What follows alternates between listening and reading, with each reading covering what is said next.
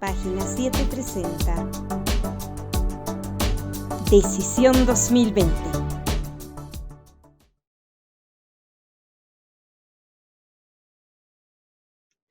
Hola, ¿qué tal, amigos y amigas de Página 7?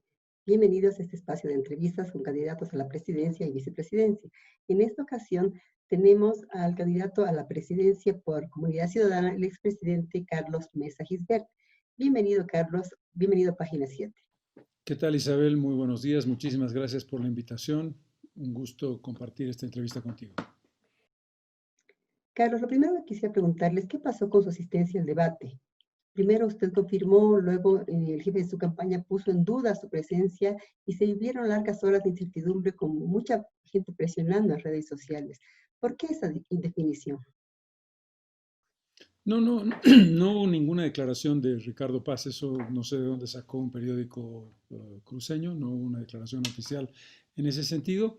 Fue un análisis simplemente. Lo importante es que estuve en el debate y eso es lo significativo. Contribuimos en 2 debates, participamos en los 2, el primero con los 7 candidatos y el segundo con 5. Fuimos 5, ¿no? Sí, 5. 5, sí. Sí, eso fue. No Pero, tiene mayor secreto ni mayor punta. pero bueno, de todas maneras ha tenido consecuencias. Ahora Luis Fernando Camacho está solicitando un nuevo debate entre los 3. ¿Se volverían a debatir? ¿Cuál es la posición que han tomado al respecto? ¿O ya esto está cancelado por estas semanas? Me acabo de enterar, estamos analizando la situación. Uh-huh. Y bueno, todo este impasse no ha perjudicado a su imagen, Carlos, esa imagen de definición, de que se toma una decisión y luego se la revierte. No, nunca dijimos una decisión, no tomamos ninguna decisión en una dirección u otra, es decir, nunca hicimos pública una decisión en contrario de la asistencia. Yo comprometí mi asistencia al debate y asistí al debate, así que no hubo ninguna contradicción. Perfecto. A 12 días de la elección aún existe mucha incertidumbre sobre los resultados, como hemos podido ver. ¿Cuál es su estrategia para convencer a los indecisos, que todavía se dice que es una buena parte del electorado, para votar por usted? Primero lo evidente desde el primer día, incluso cuando comenzó el proceso el enero del 2020, aunque estábamos en números más bajos que los que tenemos hoy en las encuestas, estaba claro que nosotros siempre fuimos la opción realmente importante para derrotar electoralmente al MAS. Eso se ha ido consolidando progresivamente y hemos ido creciendo en virtud de 2 cosas básicas, lo que tiene que ver con el hecho de que ya habíamos derrotado al MAS y el MAS nos bloqueó la segunda vuelta que hubiera sido nuestra, y ese es un elemento muy importante que tuvo como base de referencia para el electorado. Y el segundo, la propuesta. Yo creo que lo fundamental, Isabel, es la propuesta. Cuando tú tienes un elemento claro de cuáles son los aspectos básicos que tienes que enfrentar, en este caso una crisis de salud, una crisis económica y una crisis de corrupción, y tienes que enfrentar la evidencia de que todos estamos hartos de 14 años de fraude y corrupción, el planteamiento tiene efecto y genera una adhesión. Si no tuvieras ese punto de partida, no estaríamos donde estamos, ni seríamos la fuerza más significativa para ganarle al MAS. En ese contexto hay que fortalecer la idea de que la conquista del electorado que todavía es indeciso es una conquista de voto en función de tu propuesta, de tu claridad, de que el votante sepa 2 cosas, que tú puedes ganar, primera de ellas, sin duda, y la segunda, que tú sabes por qué y para qué está haciendo la presidencia. Y este es el elemento, diría yo, que hace la diferencia con otras candidaturas. Uh-huh. Parece ser que ahora el desafío a concretar para la campaña de Carlos Mesa, para la estrategia de Carlos Mesa, es Santa Cruz. En Santa Cruz ha surgido un liderazgo importante de Luis Fernando Camacho y que está obviamente ganando muchos adherentes, sobre todo en la capital cruceña. ¿Cuál es su posición? ¿Cuál es la estrategia para quitar un espacio, para tener un espacio importante en Santa Cruz, que como le decía, parece ser el reto más importante en este momento para tener realmente un buen resultado en las elecciones del 18 de octubre? Tú sabes perfectamente que desde el punto de vista del voto, por razones demográficas, no porque haya departamentos más importantes unos que otros, sino por el hecho de que demográficamente el eje troncal representa el 73% del voto total, los 3 departamentos claves son La Paz, Cochabamba y Santa Cruz. y estamos luchando en los tres y trabajando en los tres para conseguir votos. En el caso de La Paz y Cochabamba, y tú tienes razón en el razonamiento, el criterio es, hay dos candidatos, Carlos Mesa y Luis Arce, tanto en La Paz como en Cochabamba. Y en el caso de Santa Cruz hay tres candidatos, pero fundamentalmente hay una preeminencia por ahora de Luis Fernando Camacho, y nosotros entendemos que eso ha tenido que ver con un fenómeno específico. Nuestra lógica es exactamente la misma. Nuestra lógica es, primero, nuestro planteamiento es nacional, nuestro compromiso con Santa Cruz, como lo es con los otros departamentos, es total.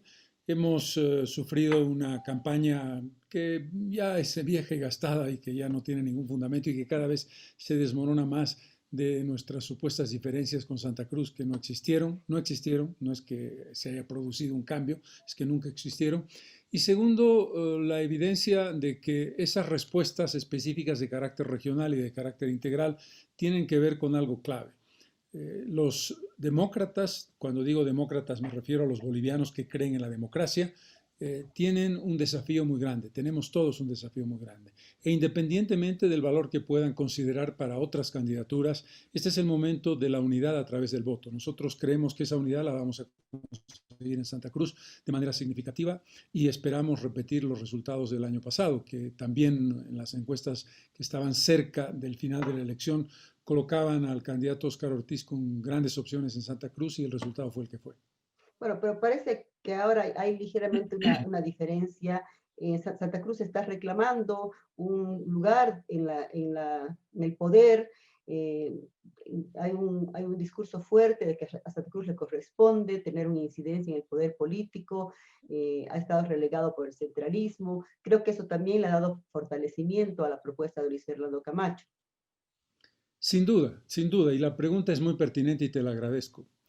Nosotros, comunidad ciudadana, somos objetivamente la realidad de ese poder para Santa Cruz. Gustavo Pedraza es el candidato a la vicepresidencia. Es cruceño y tiene unas características personales muy peculiares. Es un hombre de alto nivel académico, es un hombre con gran experiencia en la cooperación internacional, sobre todo en el tema indígena, y es un hombre que tiene experiencia en el mundo agrícola y en el mundo pecuario. Gustavo Pedraza va a ser presidente de la Asamblea Legislativa y como tú sabes, la nueva Constitución le ha dado al vicepresidente un papel mucho más significativo que el que tenía antes. No solamente será presidente de la Asamblea Legislativa, sino que será coadyuvante y parte del Poder Ejecutivo en la medida en que es parte del gabinete y tiene como tarea el trabajar en la construcción de una política de Estado. Esto es muy importante de decirlo. Gustavo es cruceño, representa el poder de Santa Cruz y representa la importancia que Comunidad Ciudadana le da al departamento de Santa Cruz. Nosotros apostamos por una persona adecuada, por una persona correcta en esa dirección. Voy a hacer una última pregunta sobre Santa Cruz, porque creo que realmente es el tema importante ahora para definir esta elección.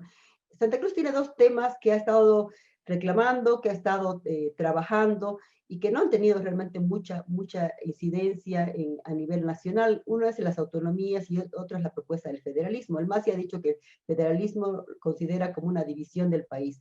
¿Cuál sería la propuesta concretamente de Comunidad Ciudadana para estos dos temas que son tan importantes para los cruceños? Primero hay que recordar, Isabel, que fue Santa Cruz, porque fue el departamento que reivindicó el proceso autonómico, fue Santa Cruz el que propuso el modelo de autonomías. Pudo haber propuesto el modelo de federalismo cuando se produjo a principios del siglo XXI esta batalla por las autonomías. Escogió el modelo español, que creo que es un modelo interesante y que creo que, más allá de las diferencias de detalle que no vienen a cuento ahora, es una propuesta cruceña, correcta y adecuada. Segundo punto, las autonomías hoy están en el papel, son papel mojado en la Constitución y en los estatutos autonómicos. ¿Por qué te digo esto? Porque para saber si el proceso autonómico, si el concepto de autonomías funciona o no funciona, primero tenemos que aplicarlo. Y yo creo que la autonomía merece el crédito de la esperanza de decir vamos a aplicar la Constitución y vamos a aplicar los estatutos autonómicos y nosotros apostamos 100% por las autonomías, creemos que es el camino adecuado. Pero algo más, Yo no tengo ningún problema en que haya un debate abierto y un debate franco y un debate sin complejos sobre federalismo o autonomías. No tengo ningún problema. En mi opinión personal, las diferencias son muy pequeñas, pero entiendo que hay algunas diferencias y estaría dispuesto a que ese debate se haga. Pero en lo inmediato, por razones obvias de carácter constitucional, si nosotros llegamos al gobierno, aplicaremos el proceso autonómico. Si tuviera que dirigirse en una frase a los cruceños en este momento para contrarrestar ese discurso de que Mesa es anticruceño, que Mesa no quiere a Santa Cruz, que Mesa no es el candidato para Santa Cruz, ¿qué les diría? Le diría dos cosas. Ustedes creyeron en nosotros el año 2019, obtuvimos más del 45% de los votos en Santa Cruz y se lo agradecemos profundamente. Y segundo, tengan cierto que Santa Cruz tendrá representado su poder en Gustavo Pedraza. Carlos, usted ha dicho que hay tres pilares en su propuesta, que es la crisis económica, la crisis de salud y yo no me acuerdo cuál es la Crisis de corrupción. A la crisis de corrupción, perfecto, mil disculpas. Pero, ¿qué hay de la crisis de ingobernabilidad, la crisis política, que no es menos importante? Estamos viviendo un momento en que el país se encuentra profundamente dividido, hay una polarización que no ha bajado de intensidad, es más, se muestra amenazante a cada momento. ¿Cómo encararía este momento de tanta tensión social y política? Primero, Isabel, yo creo que hay algo que está fuera de discusión también en nuestra candidatura. Por la posición que nosotros tenemos, por nuestras convicciones, por el espíritu democrático, nosotros somos la única candidatura de las 7 que hemos propuesto y que representamos realmente la reconciliación, el restañamiento de heridas, la profundización de la lucha contra el racismo, la discriminación y toda forma de exclusión de una parte fundamental de la sociedad. Esto es muy importante. Nosotros vamos a trabajar en la dirección de ese camino de reconciliación, de desmentir el discurso de odio de Evo Morales, que no solamente escapó del país, sino que lo hizo diciendo que el mundo rural quedaba desamparado y que los blancos o mestizos iban a volver a los viejos esquemas que él parece no recordar que ya se empezaron a romper el año 52. Ese discurso de odio ha sido terriblemente negativo, porque el presidente que debió ser Mandela se convierte en el presidente de la división y del quiebre del país.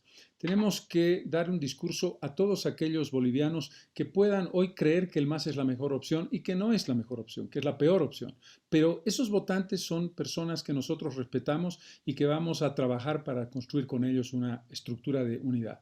Y el segundo elemento es el país, y esto es muy importante de recordar, no ha tenido un gran periodo de, digamos, cero conflictos callejeros. Desde que el presidente Siles Suazo entró al gobierno en el 82, y yo quiero recordar el periodo de gobierno de Evo Morales, recordar la calancha con la reforma constitucional, recordar el 2008 con la crisis que estuvo a punto de entrar en un conflicto civil entre Oriente y Occidente, cuando se produjeron los elementos críticos de la convulsión, Chaparina, Caranavi, la muerte del viceministro de gobierno.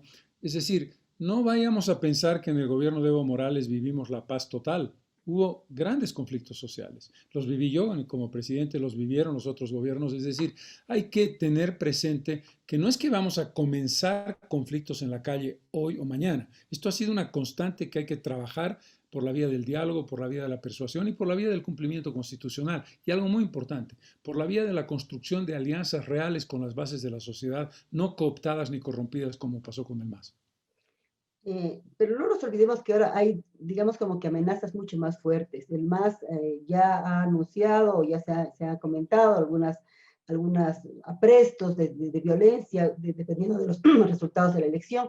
Y es algo que además hemos vivido con mucha más fuerza después de la renuncia del ex vicepresidente Evo Morales.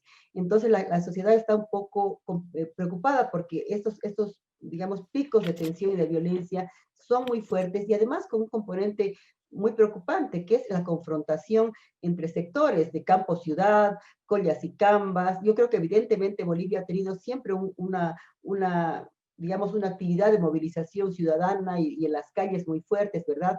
Pero creo que el nivel de virulencia y de inentendimiento entre sectores es ahora más fuerte que nunca, ¿o no es así? No, no es así. Obviamente que si recordamos las crisis que ha vivido Bolivia desde la democracia, te puedo decir que estuvimos al borde de la guerra civil un par de veces y fue muy dramático. La última, sin ir lejos, en la pasada elección del fraude electoral gigantesco de Morales. Pero la respuesta la tiene que dar el gobierno de la presidenta Áñez. Yo quiero recordarte que este proceso, y yo le deseo, por supuesto, una administración adecuada y ojalá que actúen con serenidad y con tranquilidad y la ciudadanía actúe democráticamente, porque si se produce una crisis de esa naturaleza está vinculada al proceso electoral primera vuelta. Si ganamos en primera vuelta, probablemente la transmisión del mando sea rápida, pero si no, habrá segunda. Por lo tanto, este es un tema que tiene que asumir con toda serenidad, con toda fuerza, pero con mucha responsabilidad y respuesta proporcional el gobierno de la presidenta Áñez. Y lo que nosotros queremos es no decirle al movimiento al socialismo, no es aceptable un nuevo secuestro de la democracia. No es aceptable una nueva hipoteca de la paz. No es aceptable la desvergüenza de decir, nosotros solamente vamos a aceptar si ganamos el resultado. Si el resultado es bueno, porque ganamos. Si no ganamos, cualquiera que sea el resultado, no lo aceptamos. Aceptamos las encuestas, es algo verdaderamente inverosímil. Es decir, están planteando algo que no tiene ningún sentido, no tiene ni pies ni cabeza y que además no tiene ningún fundamento porque tenemos un Tribunal Supremo Electoral que es el día y la noche comparado con el vergonzoso tribunal que hizo el gigantesco fraude por órdenes de Morales. Usted ha dicho que no va a hacer alianzas antes de las elecciones, aunque varios ya se lo han sugerido. ¿Por qué esa reticencia a acercarse a otros partidos? ¿No es una muestra de soberbia, de desdén con otras agrupaciones políticas, así sean menores? Primero, que no hemos recibido ninguna propuesta de alianza en un sentido objetivo. Hemos recibido apoyos en un proceso electoral. Te recuerdo, Isabel, que en el momento en que la presidenta era candidata, la virulencia de muchos de sus aliados con nosotros fue muy grande. Luego tomaron una decisión de apoyarnos sin condiciones y nosotros hemos aceptado ese apoyo. No hemos recibido ninguna propuesta de ningún partido político específicamente, de los importantes del país, de los que están en campaña, en el momento en que había este proceso de alianza. Por lo tanto, nuestra actitud ha sido siempre apertura de diálogo, pero hay algo que yo tengo con absoluta convicción. Cuando digo lo que digo no es por demagogia. El verdadero generador, gestor de la unidad es el votante. La unidad del voto la da el votante. El votante es el que va a decidir, y esto es muy importante decirlo, Isabel, si el país va a tener una representación política en la Asamblea Legislativa de bloques o una representación fragmentada. La unidad o la fragmentación la define el votante y este es mi llamado. Por eso el concepto de voto útil es insuficiente. Es insuficiente ¿por qué? Porque dices, ok, no me queda otra y por lo tanto voto en contra de y eventualmente voto cruzado, en fin. Aquí de lo que se trata es de la conciencia de, y esto es lo que estamos intentando nosotros, decir, nosotros somos la opción no solamente porque estamos mejor posicionados porque tenemos una respuesta y esperamos tu voto porque tenemos una propuesta. En caso de que ya para conformar gobierno y Carlos Mesa esté en el gobierno, y se dé la necesidad de que haya que hacer alianzas, ¿usted se acercaría a sus adversarios políticos para mejorar la gobernabilidad de su gobierno? Aquí hay una premisa básica. El adversario a derrotar democráticamente y por la vía del voto es el MAS. El país mayoritariamente, de manera, digamos, 2/3 de Bolivia por lo menos, no quieren que el MAS vuelva al gobierno. Y no quieren por razones obvias, por lo que ya conocemos de fraude y corrupción de 14 años. Pero hay unas fuerzas democráticas que se oponen al MAS que en este momento representan diversas candidaturas. Nosotros estamos plenamente dispuestos a hacer conversaciones y a construir algo muy importante, Isabel. Hay dos posibilidades. O construyes la mayoría por la vía del voto, que es lo ideal, la mayoría en la Asamblea Legislativa me refiero, que es lo ideal, ojalá que así sea, que pudiéramos tener mayoría en la Asamblea por la vía del voto, o la construyes a través de alianzas que tienen que ver con las fuerzas políticas que creen que nuestro programa es un programa valioso y es un programa que al que se pueden adherir, porque sería miope, sería poco responsable llegar al gobierno sin mayoría parlamentaria. Por lo tanto, nuestro objetivo, por uno u otro camino, es conseguirla y en ese sentido, como ha sido siempre, estamos abiertos al diálogo. Un diálogo que no repita la experiencia de lo que se llamó democracia pactada, que hoy día cuando dices es mega coalición, no, se trata de decir, vamos a trabajar juntos sobre la base de un proyecto histórico, no va a ser una alianza circunstancial. Eso es el único, digamos, la única condición nuestra y que nosotros estamos dispuestos a abrir el espacio para que eso ocurra, porque tú no puedes decir, vengan a mi lado y voten por nosotros y qué bien que estén mirando cómo está. No, pero se trata de una construcción distinta, pero que hay que hacer. Bueno, se han satanizado las alianzas y en realidad en todo el mundo se hacen pactos Así para es. gobernabilidad, ¿no es cierto? Pero con el MAS jamás, o sea, no habría nunca un acercamiento en busca de gobernabilidad con el MAS. No tiene sentido el plantearlo en la lógica del el espíritu poco democrático del MAS. El MAS no tiene un espíritu democrático. El MAS ha sido un gobierno que creyó que había llegado al poder por la vía de la revolución y creyó que había que quedarse al poder a la mala. Y lo digo en un sentido popular. Lo hizo el 21 de febrero, lo hizo el 20 de octubre del 19, y eso te demuestra que ellos no tienen un espíritu de diálogo. Quiero recordar algo, el expresidente Morales nunca en 14 años de gobierno se reunió una sola vez con el líder de la oposición. Tuvo 3 líderes de la oposición distintos. Eso muestra el espíritu. Entonces, no tiene sentido un diálogo en ese contexto. Ujú. Algunos dicen, Carlos, que usted es el candidato que no despierta pasiones, como sucede con el MAS, que ya sabemos que tiene una militancia, y también con otros partidos por el otro extremo, que también tienen militancia bastante fuerte, bastante radical. ¿Cree que es el momento de un presidente sin militancias radicales? Primero, yo soy un hombre muy apasionado, Isabel. Yo soy un hombre de convicciones muy fuertes. El hecho de que uno tenga una convicción por la democracia, por la tolerancia, por el diálogo, por la reconciliación, digamos, puede parecer poco sexy. Pero yo creo que esa es una pasión por la que vale la pena luchar. Pero el concepto básico es lo interesante, y creo que esa es una de las razones de nuestro éxito, es que en un país polarizado da la impresión de que solamente puedes escoger un extremo u otro extremo. Si nosotros hemos sido capaces de cruzar los dos extremos para establecer una línea de respuesta genuinamente democrática, creo que podemos decir que hay una parte significativa del país que es lo que está buscando. Un país que está agotado de la política en las calles, un país que está agotado del centralismo, un país que está agotado del hiperpoder del emperador en vez del presidente y un país que está agotado de diferencias artificiales de carácter étnico, rural, urbano o regional. Y yo creo que ese es el secreto del éxito y ojalá que eso sea una pasión también. Yo creo que la democracia, la tolerancia y el sentido de reconciliación debe ser una pasión nacional. Ujú. Usted ha dicho que uno de los principales pilares del gobierno que propone Carlos Mesa es la lucha contra la corrupción. ¿Se harán investigaciones a los hechos de corrupción ya denunciados del MAS, pero también este gobierno? ¿Se piensa hacer digamos, una investigación sobre los principales hechos de corrupción denunciados? Es un imperativo, Isabel. Es un imperativo que tiene que basarse en una obligación moral y una obligación material. Tú no puedes, si eres gobierno, dejar pasar hechos que han perjudicado al Estado al que tú representas. Por lo tanto, más allá de que lo vamos a hacer por voluntad y convicción, es un imperativo. Dos consideraciones sobre ello. Primero, establecer algo que Morales parece haber metido demasiado en la sociedad boliviana. El presidente es cabeza del Poder Ejecutivo. Tenemos que recuperar la independencia de poderes. Lo que yo propondré, por supuesto, como no puede ser de otra manera, es una investigación inmediata de todos los hechos de corrupción de los últimos años, tanto los inmediatos como, por supuesto, los 14 años del pasado. Ujú. Segundo, tenemos que cambiar el Poder Judicial. Esto es crucial y tenemos que hacerlo inmediatamente. Podemos hablar de ello si tú quieres.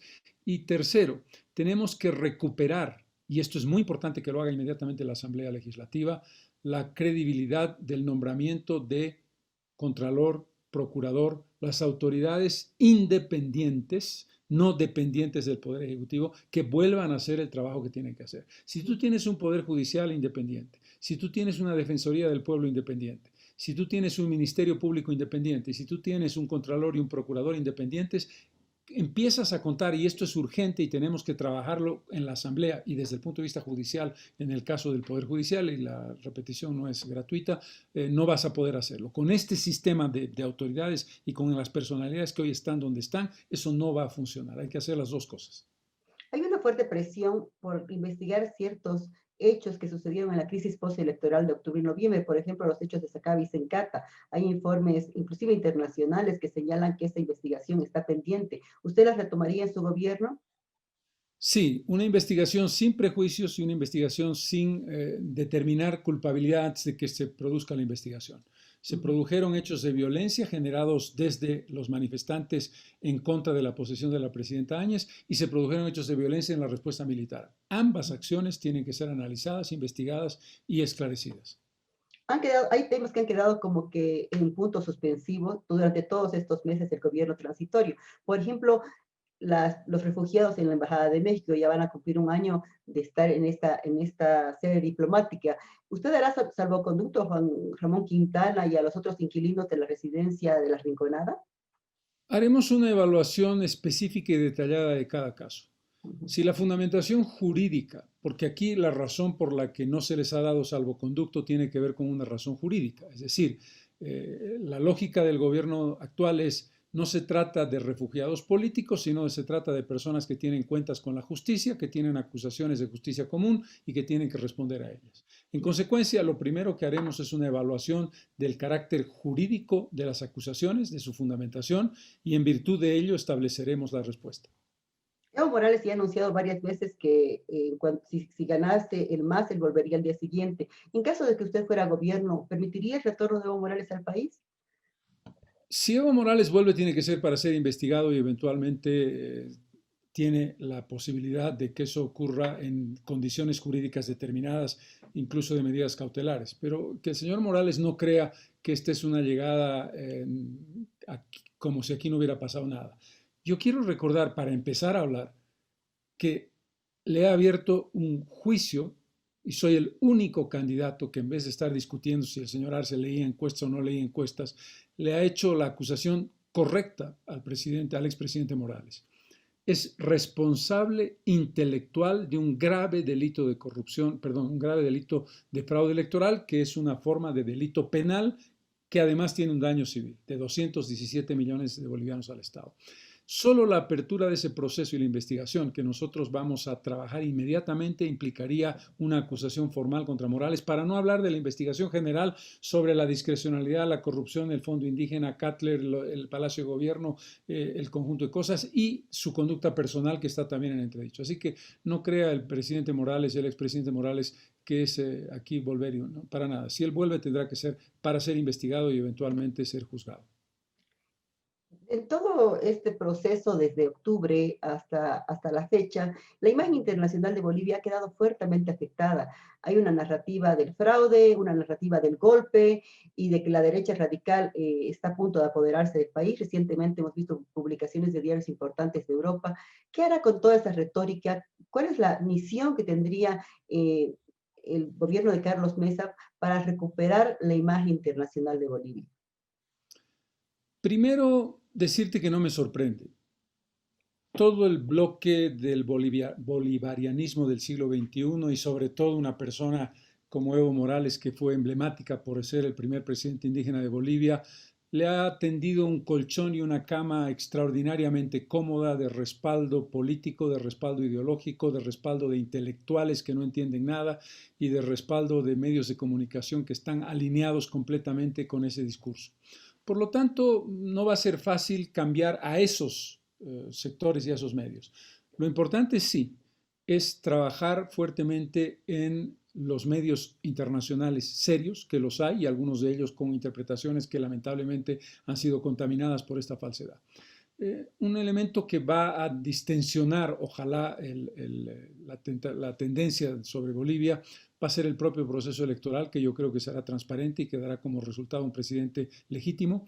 Y en ese contexto, lo que nosotros vamos a reivindicar, obviamente, es que hubo un fraude, está fuera de debate, no hay ningún documento serio y formal fuera de unos disque investigadores de tal universidad en Estados Unidos. No, resulta que tú eres profesor de una universidad y te arrogas la representación de esa universidad como si fuera una investigación de esa universidad. Eso es otra gran mentira.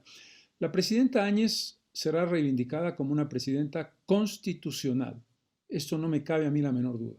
Podemos criticar o no, podremos investigar o no, pero que la presidenta Áñez es una presidenta constitucional interina de Bolivia, impecable como cualquiera otra de los presidentes interinos del país que han llegado por la vía de la Constitución. Eso lo vamos a reivindicar. No hubo golpe de Estado y lo que hemos tenido es un gobierno democrático de transición. Siguiendo con el tema de relaciones internacionales, ¿cómo encarará Carlos Mesa el tema del mar con Chile, luego del fracaso de La Haya y del que usted fue además partícipe y que se ha quedado práctica aquí y que en realidad ha hecho retroceder todas esas negociaciones de tantos años? ¿Cuál sería la forma de encarar este tema nuevamente? Primero, yo creo que se hizo un buen trabajo. Yo reivindico lo que hice como portavoz de la causa marítima, pero entiendo que recibimos un resultado negativo en La Haya. Sería una eh, falta mínima de sentido de realismo el no reconocer esto. Hay que partir de dos premisas. La reivindicación marítima sufre un paréntesis que probablemente sea más largo de lo que nos gustaría, pero no se detiene nunca. Yo soy un fiel creyente en las palabras del señor, del ministro de Relaciones Exteriores de Bolivia, Sánchez Bustamante, Daniel Sánchez Bustamante, que decía que mientras Bolivia exista no cejará en reivindicar un puerto soberano y cómodo al Océano Pacífico. Dicho esto, tenemos que entender la realidad de lo que pasó en octubre del 2018. ¿Y eso qué quiere decir? Que hay que construir una relación de confianza con Chile. Eso es imprescindible para poder llevar adelante dos cosas. Uno, el establecimiento de una negociación y esclarecimiento de lo que representa el libre tránsito, los problemas de frontera, los problemas de paros tan frecuentes en Chile, el nivel de costos de operación en los tres puertos que tenemos con Chile. Y el segundo elemento, los aspectos de complementación económica que potencialmente podemos desarrollar con Chile. Tenemos que trabajar fuertemente en una respuesta definitiva a la cuestión de hilo, que sea un complemento con Matarani en el caso del Perú. Y el tercer elemento se llama Puerto Bush, la aplicación de una mirada atlántica que tiene dos respuestas, Puerto Bush y Viru-Viru. Puerto Bush por una razón de que es la única parte de soberanía real sobre el Paraguay que tiene Bolivia, y el hub Viru-Viru porque no puede ser que un país mediterráneo no tenga un hub internacional de rango que valga como corresponde a un país mediterráneo. Creo que esas son las respuestas integrales sobre el tema Chile. Dos temas más que tienen que ver con demandas y con sectores. En el tema de la coca, ¿cómo piensa manejar la relación conflictiva ya de por sí con el tema de los cultivos excedentarios y la presión de ese sector que además se moviliza, que ejerce en algunos casos inclusive violencia? ¿Cuál sería su política en relación al tema de la coca? Hay dos consideraciones básicas que nosotros tenemos. La primera, tenemos que hacer inmediatamente lleguemos al gobierno, una medición oficial y que sea reconocida por todos de cuánta coca tradicional requiere el país para su consumo. Eso significa la participación del gobierno, de los propios productores, de la Unión Europea y de la Organización de Naciones Unidas. Sobre esa base trabajaremos la primera pregunta sobre las hectáreas arbitrariamente ampliadas por el expresidente Morales de 12.000 a 22.000. El segundo elemento es, tenemos que establecer una estrategia de evaluación con Colombia y Perú sobre lo que significa el hecho de ser los tres principales productores de cocaína del mundo, ¿no es verdad? No solamente de coca, sino de cocaína. Recordando algo muy importante, que Colombia está cerca de las 200.000 hectáreas de cultivos, Perú más de 60.000 y Bolivia solo 30.000. No es que esté haciendo una apología de Bolivia, estoy simplemente estableciendo para quien nos lea que no somos el país con mayores problemas. Y el otro elemento es que no solo somos un país de producción, sino de tránsito de la cocaína peruana. El otro aspecto es una estrategia de alianza de fronteras y de lucha contra el narcotráfico clara con Brasil y Argentina. Brasil sobre todo por la gran frontera que tenemos con él y porque es el segundo consumidor mundial de cocaína del planeta. Uh-huh. ¿Cómo piensa encarar las leyes como, por ejemplo, el tema de los derechos sexuales y reproductivos que ya en su anterior gobierno fue discutido y quedó en nada, la de despenalización del aborto, el matrimonio igualitario, esas leyes que están siendo, digamos, esperadas por esos sectores? ¿Cuál sería su posición sobre ellas? Mientras no ocurra el proceso, quiero destacar algo muy importante. El respeto a la Constitución exige el respeto a las opciones personales de cada ciudadano y cada ciudadana del país. Y eso es algo que no se cumple necesariamente. Dicho esto, porque parece poco importante, pero lo es porque eso le da una garantía a las personas que tienen una determinada opción sexual en la propia Constitución. Segundo, con relación a los temas más complicados, que tienen que ver con los derechos LGTB, el matrimonio de personas del mismo sexo o las uniones de personas del mismo sexo y el tema del aborto. Es un tema extremadamente delicado. Sobre una premisa básica, separación clara e inequívoca entre Iglesia y Estado, que lo establece la Constitución, no es un tema banal que podamos discutir en simplemente la Asamblea Legislativa. Ese tiene que ser un tema de debate nacional, que tiene que ser discutido ampliamente y que tiene que ser propuesto con claridad y llegar a una conclusión definitiva que tenga que ver o con una consulta popular o con una definición parlamentaria, pero previa discusión amplia, abierta y libre de todos los sectores, porque es un tema extremadamente delicado que toca a la intimidad y a los valores esenciales de todos los sectores de la sociedad. Es decir, se van a discutir, no se van a dejar en la congeladora, en pocas palabras. Así es. En cuanto a la mujer, Carlos, todos los partidos políticos, sin excepción, dicen que van a trabajar por la mujer, que van a incluir a la mujer. Efectivamente hay una participación, por lo menos cuantitativa, importante, pero cualitativamente la situación de la mujer en Bolivia es muy dramática, sobre todo por el tema de la violencia en sus diferentes formas y por la discriminación que todavía es muy, muy evidente en nuestra sociedad. ¿Cuáles son las medidas o por lo menos las políticas que Carlos Mesa ha pensado para las mujeres? Estamos en un momento extremadamente crítico desde el punto de vista económico y habían dificultades y preguntas sobre el tema del número de ministerios, que es una cuestión compleja por razones de costo. Pero hecha la evaluación, nosotros hicimos antes de la pandemia una promesa y esa evaluación creo que nos exige dar una respuesta clara. Hay que crear un Ministerio de la Mujer. Hay que crear un Ministerio de la Mujer que muestre voluntad política de llevar adelante una acción real. Primer punto. Segundo punto, tenemos que establecer una modificación menor de alguna ley. Creo que las leyes, la ley fundamental de defensa de la mujer es una buena ley que no se cumple, y ese es el tema clave. Tiene que ver con presupuesto, esto es clave, no solamente para la mujer, me refiero al tema jurídico, sino para el conjunto del sistema judicial. El Poder Judicial tiene un presupuesto muy pequeño con el cual no se puede ir a ninguna parte. El segundo aspecto es, tienes que poner en ejecución y en acción los jurados, los tribunales especiales de la mujer para los casos de violencia contra la mujer y contra la niñez. Son dos cosas que están unidas una con la otra. No siempre están juntas automáticamente, pero en la mayor parte de los casos la violencia contra la mujer deriva en la violencia contra la infancia. Y eso tiene que tener una línea muy clara. Tenemos que empoderar a mujeres en esos tribunales, desde el punto de vista de jueces, desde el punto de vista de policías, desde el punto de vista de psicólogos, psicólogas, desde el punto de vista de investigación social. Primero, tiene que ser la mujer que sienta que no hay indirectamente una especie de complicidad machista en esta acción. Tercero, hay que ser muy claro y muy duro en la aplicación de penas, no en la incrementar la pena, que no me parece la solución, pero sí que sepas que no hay impunidad.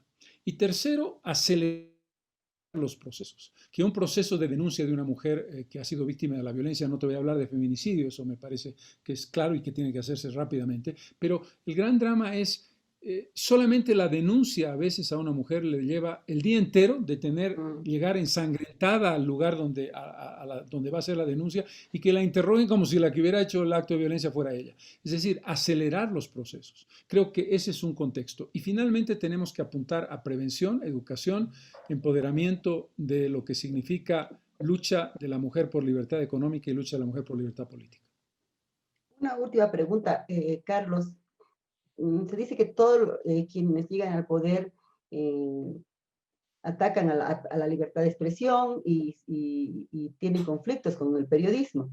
Usted ha sido periodista, ha tenido una larga carrera en los medios. ¿Cuáles serían su política en torno a los medios? ¿Se va a mantener esta cantidad de medios estatales que son en realidad gubernamentales, las pautas para propaganda, el manejo con el acceso a las fuentes para los periodistas, el tratamiento hacia la prensa? ¿Cuál es su visión sobre el periodismo concretamente para usted? He sido y soy periodista y he sido presidente y como presidente no solamente que respeté rigurosamente, sin ningún milímetro de presión sobre los medios, sino que además aprobamos un decreto que no pudo ser ley porque yo no tenía mayoría parlamentaria, ni minoría ni nada en el Parlamento, de acceso libre a la información. Primero, el criterio es correcto. Nuestra obligación es pleno respeto a la libertad de prensa. Segundo, establecimiento de equilibrio en el uso del tema publicitario del gobierno. Tercero, la aprobación de una ley de libre acceso a la información. Cuarto, si tú vas a hacer un gobierno en línea y un gobierno abierto, no solamente los periodistas, todos los ciudadanos, pero especialmente los periodistas, tienen que tener derecho al acceso pleno y total a cualquier investigación o pregunta que se haga sobre acciones del Estado, del gobierno en este caso. Gracias, Carlos. No sé si tiene alguna última apreciación para compartir con los lectores de Página 7 antes de despedirnos. No, creo que la entrevista ha sido muy completa. Hemos tocado los temas más importantes. Gracias, Carlos. Suerte en su campaña. Muchas gracias. Página 7 presentó Decisión 2020.